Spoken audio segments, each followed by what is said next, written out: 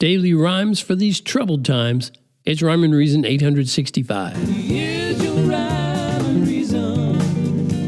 Oh, yeah. Hey there, Tony here, and all seriousness aside, I'll let you know that my brain thinks in rhymes. Not 24 hours a day. I mean, you got to sleep sometime, but certainly every day my brain does that. Elgeline will tell you about, or rather ask you to savor from, my daily rhymes. She's been with me over 30 years, and somehow she's managed to stay reasonably sane, despite all my iambic pentameter parameter. But my daily rhymes aren't always cuddly and cute. I'll be the first to admit that, and even the second or third, maybe the last. But I've written plenty of those, the cuddly and cute kind, because I've created tons of music and books for kids, and for some strange reason, those little rugrats seem to like cute and cuddly and funny stuff. Go figure.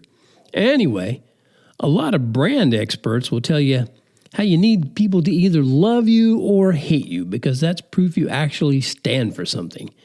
And then the ones who choose to follow you or hit that like button or give you a thumbs up, they truly know what they're getting, and so there you go. So I choose to do that with my daily rhymes and reasons.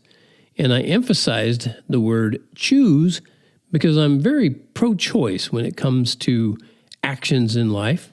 I said pro-choice, didn't I? You know what? That might sound confusing to the uninitiated. No, I'm not pro-choice when it comes to aborting unborn children, but I am pro-choice when it comes to the decisions you make in life. Yeah. Because I know God did not create robots. He didn't create automatons who can only do his bidding. And he did not mandate or preordain everything you and I and everyone else would do throughout history. He didn't do that. Your Creator knows that in order for love to truly be love, it has to be freely given. So you and I get to choose to love him or not. And we also get to choose what we do in this life. That's why I added this next poem to my daily rhymes, I guess a few years ago. And you might as well know right up front, this is pro-life stuff. So if you don't like that sort of thing, you can tune out now if you didn't already. And if you did, then you're not listening to this anyway. This is called The Choice You're Making Now. You're standing on the edge of a decision. You're hiding from the eyes of future dreams. You think you're facing cold hearts and derision, but this life isn't always what it seems. You're drowning in the murky mass opinion. You're gasping for a breath of fresher air. Denial of the truth makes you a minion. Denial of a life means you don't care.